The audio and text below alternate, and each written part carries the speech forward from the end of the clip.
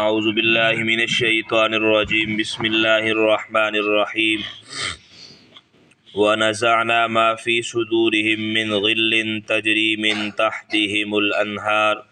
وقالوا الحمد لله الذي هدانا لهذا وما كنا لنهتدي لولا ان هدانا الله لقد جاءت رسل ربنا بالحق ونودوا ان تلكم الجنة اورثتموها بما كنتم تعملون صدق اللہ العظیم۔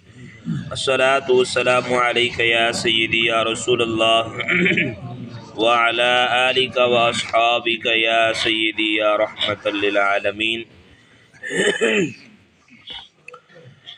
وقالوا الحمد للہ الذی ہدانا لہذا۔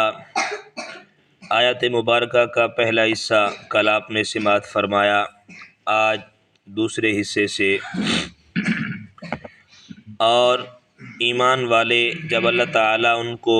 جنت میں داخل فرمائے گا وہ کہیں گے کہ تمام تعریفیں اللہ کے لیے ہے۔ مومنین جنت میں داخل ہوتے وقت یہ کہیں گے کہ تمام تعریفیں اس اللہ کے لیے ہیں جس نے ہمیں اچھے اعمال کی ہدایت دی اور ہمیں ایسے عمل کی توفیق دی جس کا یہ اجر و ثواب ہے، اور ہم پر فضل و رحمت فرمائی اور اپنے کرم سے عذاب جہنم سے محفوظ کیا۔ اس سے معلوم ہوا کہ اللہ عز و جل کی حمد اور اس کا شکر جنت میں بھی ہوگا، کیونکہ وہ حمد و شکر ہی کا مقام ہے۔ اور یہ بھی معلوم ہوا کہ علم و عمل اور ہدایت کی توفیق اللہ عز و جل کی ہی عطا ہے،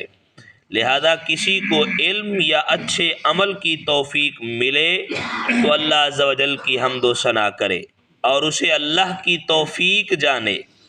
اسی وجہ سے ہمیں لا حول ولا قوت الا باللہ فرمائے یہ کثرت سے پڑھنے کا فرمایا گیا ہے، کیونکہ لا حول ولا قوت الا باللہ کا معنی ہے کہ نیکی کی توفیق اور برائی سے بچنے کی طاقت صرف اللہ کی توفیق ہے،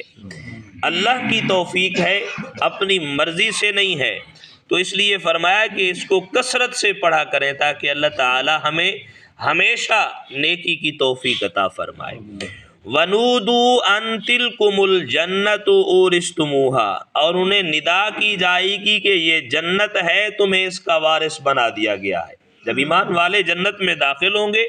تو فرمایا پھر انہیں آواز آئے گی، ندا دی جائے گی، پکار ہوگی کہ تمہیں اس جنت کا وارث بنا دیا گیا ہے۔ مسلم شریف کی حدیث میں ہے کہ جب جنتی جنت میں داخل ہوں گے تو ایک ندا کرنے والا پکارے گا، تمہارے لیے زندگانی ہے، کبھی مرو گے نہیں، اب موت نہیں ہوگی کبھی بھی، تمہارے لیے تندرستی ہے ہمیشہ کے لیے، کبھی بیمار نہیں ہوگے، تمہارے لیے عیش ہے، کبھی تنگ حال بھی نہیں ہوگے، اب ہمیشہ کی زندگی ہے، عیش و آرام کی زندگی ہے۔ اب یہاں پہ جنت کو وراثت بنایا گیا ہے، میراث بنایا گیا ہے۔ جنت کو دو وجہ سے میراث فرمایا گیا، ایک یہ کہ کفار کے حصہ کی جنت بھی وہی لے لیں گے، یعنی کافروں کے ایمان لانے کی صورت میں جو جنتی محلات ان کے لیے تیار تھے وہ ان کے کفر کی وجہ سے اہل ایمان کو دے دیے جائیں گے، تو یہ گویا ان کی میراث ہوئی۔ دوسرے یہ کہ جیسے میراث اپنی محنت و کمائی سے نہیں ملتی، اسی طرح جنت کا ملنا بھی اللہ عز و جل کے فضل و کرم سے ہوگا۔ اپنے اعمال تو ظاہری سبب ہوں گے اور وہ بھی حقیقتاً جنت میں داخلے کا سبب بننے کے قابل نہیں ہوں گے، کیونکہ ہمارے اعمال تو ہیں ہی ناقص، یہ تو صرف سابقہ نعمتوں کا شکرانہ اور فرمائے کہ بن جائیں گے یا جہنم سے چھٹکارے کا ذریعہ بن جائیں گے تو بھی بہت ہے۔ فرمائے ان کے بھروسے پر جنت کی طمع تو خود فریبی ہے۔ تو یہاں مفسرین نے ایک بڑی پیاری بات ارشاد فرمائی، وہ یہ کہ جنتی جنت میں داخل ہوں گے تو کہیں گے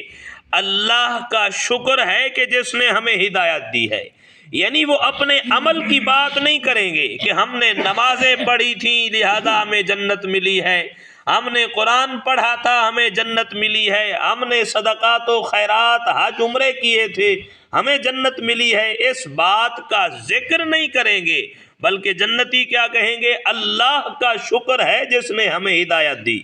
یعنی وہ اپنے عمل کی بات نہیں کریں گے بلکہ اللہ کے فضل کی بات کریں گے، اور اللہ عز و جل فرمائے گا تمہیں تمہارے اعمال کے سبب اس جنت کا وارث بنا دیا گیا ہے۔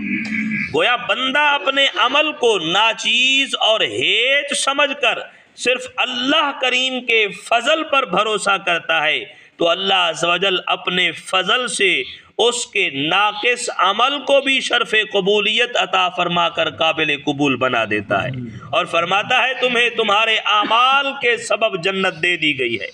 یہاں مفسرین کرام نے ایک بحث یہ بھی فرمائی کہ جنت میں داخلے کا سبب کیا ہے، اللہ عز و جل کا فضل یا ہمارے اعمال؟ تو حقیقت یہی ہے کہ جنت میں داخلے کا سبب تو اللہ عز و جل کا فضل ہے، جیسا رب کریم نے قرآن میں ارشاد فرمایا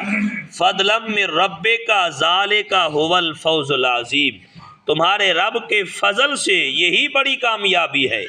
اور یہی مضمون حدیث مبارکہ میں بھی ہے۔ بخاری شریف میں حضرت ابو ہریرہ رضی اللہ تعالیٰ عنہ سے روایت ہے، رسول اللہ صلی اللہ علیہ وآلہ وسلم نے ارشاد فرمایا تم میں سے کسی شخص کو اس کا عمل جنت میں داخل نہیں کرے گا۔ تو صحابہ کرام نے عرض کی یا رسول اللہ صلی اللہ علیہ وآلہ وسلم آپ کو بھی نہیں؟ تو ارشاد فرمایا مجھے بھی نہیں، مگر یہ کہ اللہ تعالیٰ مجھے اپنے فضل اور رحمت میں چھپا لے گا۔ فرمائے پس تم اخلاص کے ساتھ عمل کرو اور میانہ روی اختیار کرو۔ البتہ بہت سی آیات فرمائے کہ آیات میں اعمال کو بھی جنت میں داخلے کا سبب قرار دیا گیا، تو دونوں طرح کی آیات و احادیث میں تطبیق یہ ہے کہ جنت میں داخلے کا حقیقی سبب تو اللہ عز و جل کا فضل ہے، لیکن ظاہری سبب نیک اعمال بھی ہے، نیک اعمال بھی ہیں۔ اب کوئی یہ نہ سمجھ بیٹھے لہذا اعمال تو فرمائے جنت میں داخلے کا سبب ہے نہیں، لہذا ہمیں کرنے کی کیا ضرورت ہے؟ اعمال کریں گے تو رب کی محبت ملے گی، رب کا قرب ملے گا، اور فرمائے کہ رب کی بارگاہ میں حاضری ہی انسان کو وہاں تک پہنچائے گی، اور جب بندہ رب کی بارگاہ میں جھک جاتا ہے تو اس کا فضل بھی، اس کی رحمت بھی چھم چھم برستی ہے، تو بندہ فرمائے حقیقی معنی میں جنت میں داخل ہونے کا فرمائے حقدار بنتا ہے۔ تو اس لیے اللہ رب العالمین نے فرمائے کہ اسی کو ذکر فرمایا اس آیت مبارکہ کے اندر کہ وَقَالُوا الْحَمْدُ لِلَّهِ الَّذِي هَدَانَا لِهَذَا، فرمائے کہ جنتی جب جنت میں داخل ہوں گے تو پھر کہیں گے فرمائے تمام تعریفیں اس اللہ کے لیے ہیں جس نے ہمیں ہدایت کی راہ دکھائی، وَمَا كُنَّا لِنَهْتَدِيَ لَوْلَا أَنْ هَدَانَا اللَّهُ، اگر اللہ ہمیں فرمائے کہ یہ ہدایت نہ دیتا تو ہم ہدایت کی راہ ہی نہ پاتے۔ فرمائے کہ لَقَدْ جَاءَتْ رُسُلُ رَبِّنَا بِالْحَقِّ، بے شک ہمارے رب کے رسول جو آئے وہ حق لے کر آئے ہیں، وَنُودُوا أَن تِلْكُمُ الْجَنَّةُ اُورِثْتُمُوهَا بِمَا كُنْتُمْ تَعْمَلُونَ، اور جب جنتی جنت میں داخل ہوں گے تو پھر ندا آئے گی، آواز آئے گی، یہ جنت میں تم داخل ہو گئے ہو، اللہ نے تمہیں اس کا وارث بنا دیا گیا ہے، یہ تمہاری میراث ہے، تمہیں مالک بنا دیا گیا ہے، اب اس میں ہمیشہ رہو گے۔ فرمائے ہمیشہ کی زندگی ہے، موت نہیں ہے اس میں، فرمائے تندرستی والی زندگی ہے، اس میں بیماری نہیں ہے، فرمائے کہ اس میں عیش و عشرت والی زندگی ہے، فرمائے کبھی اس میں تنگی نہ ہوگی۔ اللہ تعالی ہم سب کو قرآنی تعلیمات کو صحیح معنی سمجھ کے عمل کی توفیق عطا فرمائے۔